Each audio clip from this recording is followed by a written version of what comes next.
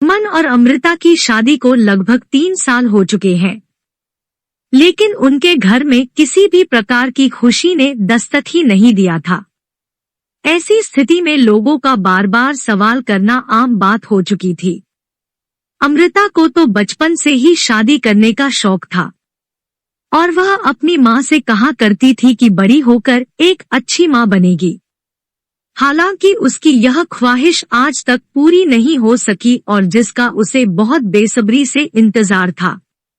शादी के कुछ दिन तक दोनों पति पत्नी शहर से दूर रहते थे, जहां वे अपने हिसाब से अपनी जिंदगी जी रहे थे और बहुत ज्यादा खुश थे। लेकिन अमन की नौकरी चले जाने की वजह से उसे वापस अपने होम टाउन आना पड़ा और अपने परिवार के साथ रहना पड़ा, जहां पर उसके माता पिता, छोटा भाई और एक बहन थी। देखते देखते समय आगे बढ़ा और अमन की बहन की शादी हो गई और अपने घर चली गई। वैसे तो अमृता की सास स्वभाव की अच्छी थी और उन्होंने हमेशा अमृता का साथ दिया और कभी किसी ने भी अगर अमृता के लिए कुछ कड़वाहट घोली हो तो उन्होंने अमृता का ही साथ दिया था। एक बार की बात है जब पड़ोस में रहने वाली श्यामा चाची उनके घर में बैठने आई और जब अमृता उनके लिए गर्मा गर्म पकोड़े लेकर आई तब श्यामा चाची की मुंह से निकल पड़ा, अरे बहू, अब हमें इस आंगन में किलकारी की आवाज सुननी है।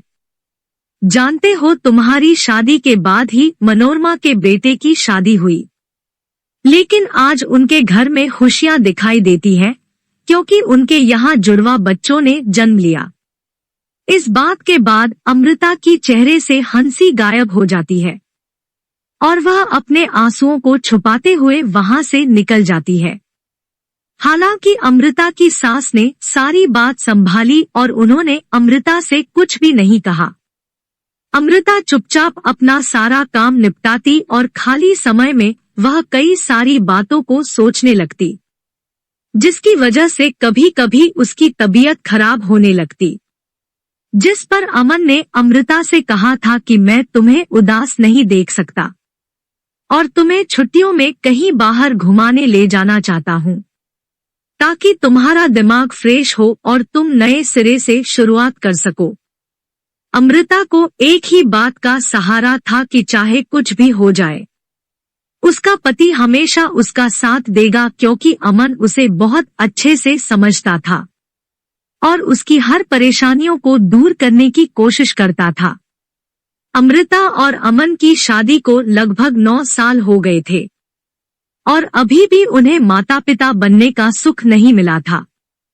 बहुत ही जल्द अमन के छोटे भाई नितिन की भी शादी हो गई और 1 साल के बाद ही उनके यहाँ एक प्यारे से बेटे का जन्म हुआ। अब वह बेटा पूरे घर की जान हो गया था, क्योंकि अमृता अमन के बच्चा ना होने पर उसके छोटे भाई से मिली खुशी से सभी बहुत खुश थे और अब अमृता और अमन की बजाय सभी घरवाले छोटे भाई नितिन की ही पूछ परख करने लगते हैं। एक दिन की बात है जब घर के सभी सदस्य अपने कामों में लीन थे, उसी समय नितिन का बच्चा जोरों जोरों से रोने लगा और उसी समय अमृता वहां से गुजर रही थी और उसने उस बच्चे को गोद में उठा लिया। तभी अचानक से आवाज सुनाई दी थी जो उसकी देवरानी की थी और उसने कहा, भाभी, मेरे बच्चे के पास उसकी माँ है। आप क्यों बार बार मेरे बच्चे के पास आकर अपना हक जलाना चाहती है? यह बात अमृता को बिल्कुल नहीं अच्छी लगी और उसने चुपचाप बच्चे को देवरानी को देकर अपने कमरे में आ गई। ऐसे ही जब भी आप पड़ोस के लोग उसके घर आते तो हमेशा अमृता को ताना मारते कि तुमसे पहले ही तुम्हारी देवरानी का बच्चा हो गया, लेकिन तुम तो कुछ सोचती ही नहीं हो। अमन इस बात को समझ चुका था कि अमृता इन सारी बातों से बहुत दुखी हो रही थी और जो सास पहले अमृता का साथ दिया करती थी, अब वह भी बच्चे के मोह में अमृता को उसके पास नहीं जाने देती थी और अब अमृता को वे ज्यादा पसंद नहीं करती थी। जब देवर के बच्चे का पहला जन्मदिन आता है, उस समय अमृता ने भी कई सारी डिश बनाने के बारे में सोचा और उसने पूरा सहयोग भी दिया, लेकिन फिर भी सास और देवरानी उससे ना ही बात करती और ना ही उससे अपने दिल की बात बताती। अमृता को तो यकीन ही नहीं हो रहा था कि जिन लोगों के भरोसे वो इस घर में है, उन लोगों ने ही उसका भरोसा तोड़ दिया। अब तो अमृता की तबीयत और भी ज्यादा खराब होने लगी, क्योंकि वह हर बात को बहुत सोचने लगी थी और इस वजह से उसका बीपी काफी डाउन हो चुका था। एक दिन अमृता अचानक किचन में काम कर रही थी और उसी समय चक्कर आने की वजह से वह बेहोश हो जाती है। जब डॉक्टर को बुलाया जाता है तब पता चलता है कि उसकी तबीयत इतनी खराब हुई है क्योंकि उसका बीपी काफी ज्यादा कम हो चुका है और इस वजह से उसे हॉस्पिटल में भी एडमिट करना पड़ सकता है। अमृता को बार बार एक ही बात खाए जा रही थी कि शादी के 2 साल बाद भी वह मां नहीं बन सकी, और ऐसा भी नहीं था उसने डॉक्टरों से सलाह मशवरा नहीं किया हो। शहर में आने वाले हर डॉक्टर के से सलाह मशवरा कर चुकी थी, लेकिन कोई भी फायदा नहीं हो रहा था। अमन ने उसकी तबीयत देखते हुए अमृता को 1 महीने के लिए मायके भेज दिया ताकि वह अपनी तबीयत को ठीक कर सके। एक दिन वह अपने मायके वाले घर में बैठकर टीवी देख रही थी कि उसी समय पड़ोस की श्यामा चाची उसके घर पहुंच गई और उससे कहने लगी, तुम्हारे बारे में सोचकर मुझे बहुत बुरा लगता है। तुम्हारी और अमन की जोड़ी बहुत अच्छी थी और मुझे तुम लोग बहुत अच्छे लगते थे, लेकिन नियति को कुछ और ही मंजूर था। अमृता ने आश्चर्य से चाची की ओर देखा, तब उसे पता चला कि घर वाले अमन की दूसरी शादी की बात कर रहे हैं, क्योंकि उन्हें ऐसा लगता है कि अमृता अब उन्हें संतान सुख नहीं दे सकती और अब वे लोग नहीं चाहते कि अमृता उनके घर में वापस आए। अमृता को इस बात पर बहुत गुस्सा आया, क्योंकि आज तक उसने इस घर के लिए काफी कुछ किया था और कभी भी किसी भी घरवाले को दुखी और परेशान नहीं किया था। उसने अपने बहू होने का फर्ज बहुत अच्छे से निभाया था और कभी कोई कमी नहीं रखी थी। फिर आज उसकी इस कमी के लिए घर वालों ने ऐसा फैसला कैसे ले लिया? क्या अमृता उनकी कोई भी नहीं लगती? उसके मन में लाखों सवाल चल रहे थे। चाची तो अपना काम करके निकल गई थी, लेकिन उसके दिमाग में होने वाली हलचल को रोक नहीं सकी थी। कभी अमृता को लगता कि उसे अमन से बात कर लेना चाहिए, तो कभी अमृता को उसके नाम से नफरत होने लगी थी, क्योंकि जिन लोगों को उसने अपना समझा था आज वही पराये आए नजर आ रहे थे। जहां अमृता 1 महीने के लिए मायके आई थी, अब उसे यहाँ रहते हुए 2 महीने हो गए थे और अमृता के माता पिता भी अब चिंतित नजर आने लगे थे।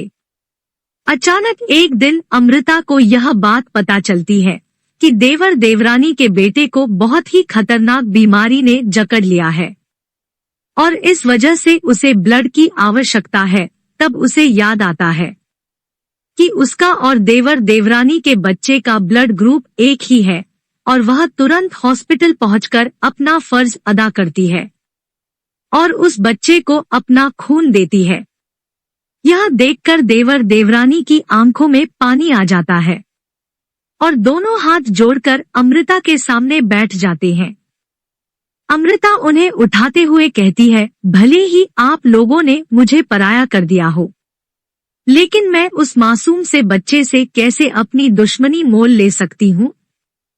उसके आने के बाद ही मैंने अपने अंदर की ममता को देखा। भले ही वह मेरा नहीं था, लेकिन उसकी एक हंसी से मैं अपने सारे गम भुला चुकी थी।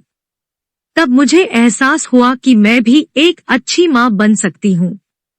अमृता के मन में अमन के लिए जो गांठ बनी हुई थी वह खुल नहीं पाई थी, क्योंकि चाची ने पूरी बात तो बताई ही नहीं थी। जब अमृता के पास अमन बात करने के लिए गया तब उसे धक्का देते हुए रोने लगी और कहने लगी, तुमने मुझे पराया कर दिया। अगर तुम्हें दूसरी शादी करनी थी तो तुम मुझसे बात करते, लेकिन मुझे पड़ोसियों से पता चलता है कि तुम्हारे दिल में क्या चल रहा है। इस बात पर अमन बड़े प्यार से अमृता को कहता है कि तुम्हारे होते मैं कभी भी दूसरी शादी नहीं करूंगा और मैं तुम्हारे लिए एक सरप्राइज लेकर आया हूँ। और उसी वक्त एक छोटे से बच्चे को लाकर अमृता के गोद में डाल देता है, जिसे देखकर वह रोने लगती है। अब उसे पता चल जाता है कि आखिर सच्चाई कुछ और ही है। अमन इतने दिनों से जरूरी कार्यवाही में लगा हुआ था, क्योंकि वह एक बच्चा गोद लेकर अमृता के गोद को सुना नहीं रखना चाहता था, बल्कि उसे संतान सुख देकर हर खुशी दे देना चाहता था। अमृता को इस बात का अफसोस होता है कि उसने क्यों एक बार अमन से बात नहीं की और वह मन में गांठ बनाकर बैठ गई। अब सास भी अपनी गलती स्वीकार करती है और उस प्यारे से बच्चे को अपना नाम देती है। तब अमन ने बड़े ही प्यार से अमृता के कंधे में हाथ रखकर कहा, अरे पगली, पति पत्नी का रिश्ता छोटा तो नहीं होता कि किसी पड़ोसी के कुछ कह देने से ही टूट जाएगा। मैं जानता हूँ तुम बहुत परेशान थी और तुम्हारा विश्वास भी धीरे धीरे खत्म हो रहा था। ऐसे में घर वालों का किया गया व्यवहार भी तुम्हारे लिए बिल्कुल सही नहीं था, इसलिए मैंने तुम्हें मायके भेजा था। आज अमृता और अमन के बच्चे का पहला जन्मदिन है, जिसमें उन्होंने लगभग पूरे शहर को बुलाया था। और उस पड़ोस वाली श्यामा चाची को तो अमृता खास तौर से आमंत्रण देने उनके घर पहुंची थी। अमृता के जीवन में जो भी कमी थी वह उसके पति की वजह से पूरी हो पाई थी और आज वह अपने आप को दुनिया के सबसे खुशनसीब औरतों में से एक समझ रही थी। दरअसल देखा जाए तो यह बिल्कुल सही है। एक औरत की जीत उसी समय होती है जब उसका हमसफर उसके साथ हो। ऐसे में हमेशा पति पत्नी के बीच होने वाले मतभेद को ठीक करने के लिए किसी और की नहीं बल्कि स्वयं पति पत्नी की आवश्यकता होती है, ताकि अपने जीवन का निर्णय ले सके और तीसरे को बीच में आने से रोक सके। किसी भी परेशानी या दुख के समय में पत्नी हमेशा अपने पति की ओर देखती है। ऐसे में पति का कर्तव्य बनता है कि वह अपने पत्नी का साथ दे और उसे हमेशा खुश रखे। यदि आप ऐसे ही कहानियों को पसंद करते हैं तो कृपया आप मेरे YouTube चैनल कहानियां विद सीमा को सब्सक्राइब, लाइक एंड अपने दोस्तों के साथ शेयर करें। धन्यवाद।